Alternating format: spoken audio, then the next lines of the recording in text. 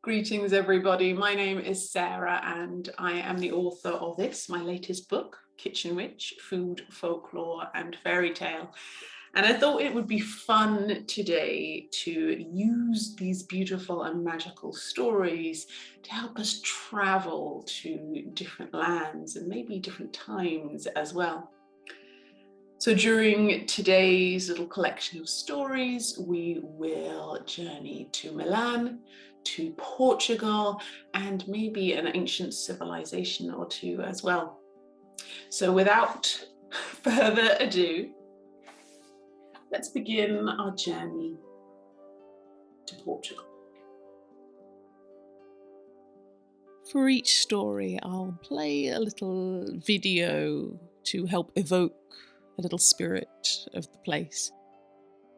They're mainly open source videos, so some of them are a little imperfect, but I've had a go. This is a bit of an experiment, so do let me know in the comments below if you enjoy this journey, if you think there's somehow I could improve or change this layout, and hopefully we'll figure it out together.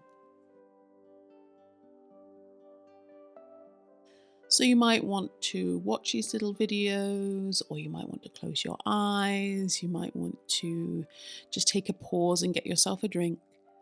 This is a journey of storytelling, but also of relaxation. So I really hope you enjoy this gentle adventure.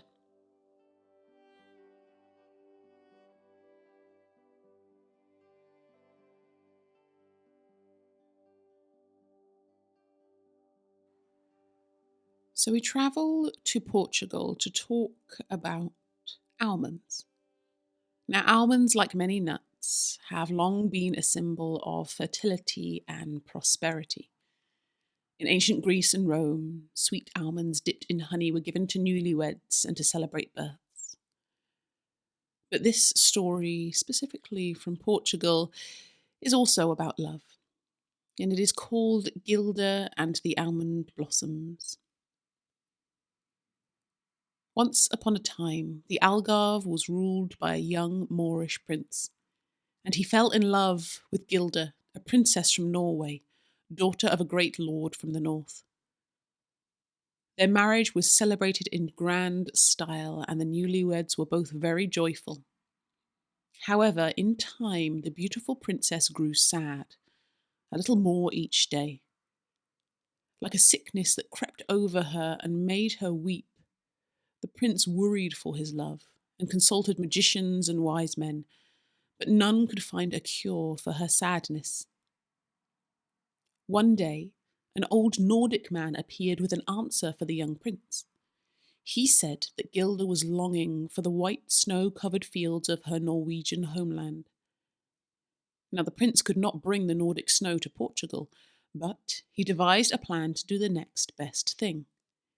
He ordered that thousands of almond trees be planted in front of the palace, lining the gardens, outside the windows, down the hills, and far into the countryside. And when they came into blossom, the prince brought Gilda to the windows of the palace to see how they covered the land with white petals that glistened in the sun like freshly fallen snow. Gilda gasped and felt her heart lift at the beauty of this sight. And she never felt homesick again, and she and her prince lived happily ever after. And since that spring so long ago, the Algarve relives each year the magic of the almond blossom heralding the arrival of spring, bathing the land in a dazzling snow.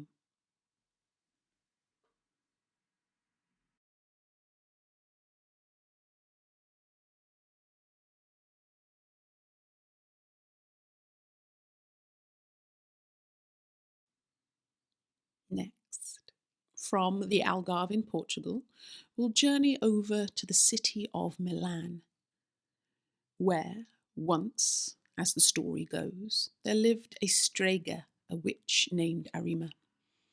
She lived in a small area of the city around Via Laghetto, behind the great cathedral.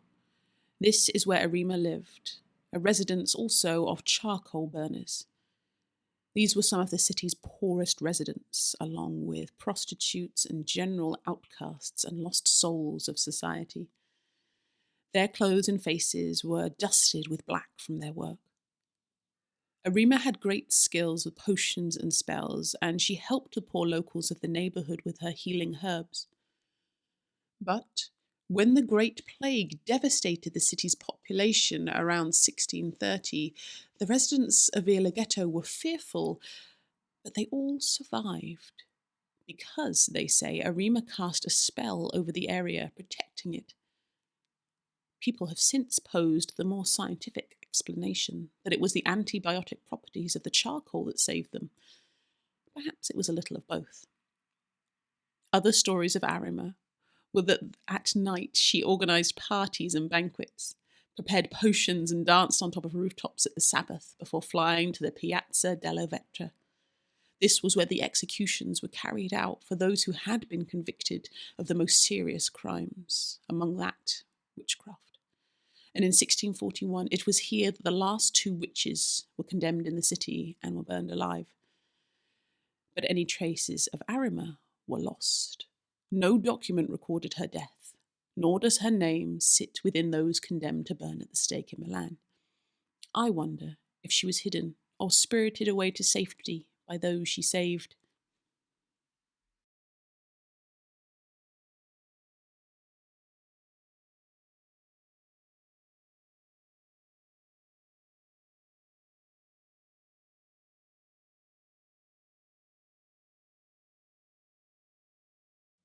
Next, dear travellers, we'll travel to Finland to meet the beer witches. In the Finnish epic poem, the Kalevala, written in 1835 from a collection of oral tales, it's beer witches and magical maidens all round. The story goes, or part of the story goes, that the mistress of the north, the witch Louhi, needs beer for the great wedding of her daughter, the Maiden of the Rainbow. So she seeks the help of Osmotar, the Finnish goddess of beer, who creates a magical ale with heart-easing honey that sparkles and overflows from cauldrons, with the help of mystic maidens, Kalavata and Capo, and a bee who takes a trip into the honey fields of magic. This is just a small extract from that epic poem. In the honey fields of magic, by her side were honeyed grasses, by her lips were fragrant flowers, silver stalks with golden petals. Dipped its winglets in the honey, dipped its fingers in the juices of the sweetest of the flowers, brought the honey back to Capo, to the mystic maiden's fingers.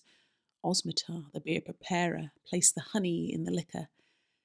Capo mixed the beer and honey, and the wedding beer fermented. Rose the live beer upwards, upwards, from the bottom of the vessels, upwards, in the tubs of birchwood, foaming higher, higher, higher, till it touched the oaken handles, overflowing all the cauldrons. To the ground it foamed and sparkled, sank away in sand and gravel.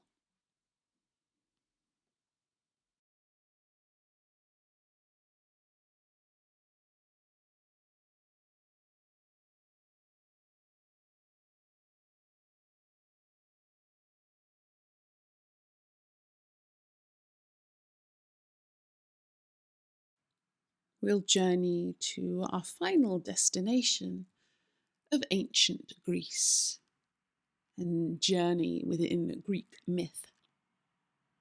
So I'll tell you that in Greek myth, the Earth Mother Gaia gives a gift to Hera, queen of the gods. She gives her precious apple trees that fruit golden apples, which taste of honey and hold magical healing properties. The trees are guarded by a fierce dragon and tended to by the Hesperides, daughters of the evening. And each evening, the golden apples cast their radiant glow across the sky, creating the golden colours of the sunset. For one of his 12 great labours, the hero Hercules had to obtain some of these apples, and he enlists the help of the giant Atlas, who kills the dragon and collects the fruits.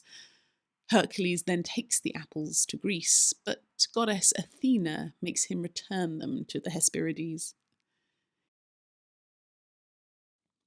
In another tale of these golden apples, a goddess manages not only to procure one, but to set in motion the events that cause the Trojan War, one of the key events in Greek mythology. The story goes that the goddess of discord, Eris, is angry that she has not been invited to attend a wedding feast, and so, arriving uninvited, she throws a single golden apple with the label "for the fairest" on the table. Now Hera, Athena, and Aphrodite, all in attendance, each assume that the apple was meant for them. They ask Paris, the Prince of Troy, to settle the matter, and he awards the apple to Aphrodite. In revenge, furious as they are, Hera and Athena support the war and the fall of Troy, an episode that is also known as the Judgment of Paris. The term apple of discord is still used to refer to something that provokes an argument. And also note the whispers of fairest of them all and the uninvited guest causing trouble. We'll see these themes in the fairy stories of Snow White and Sleeping Beauty many centuries later.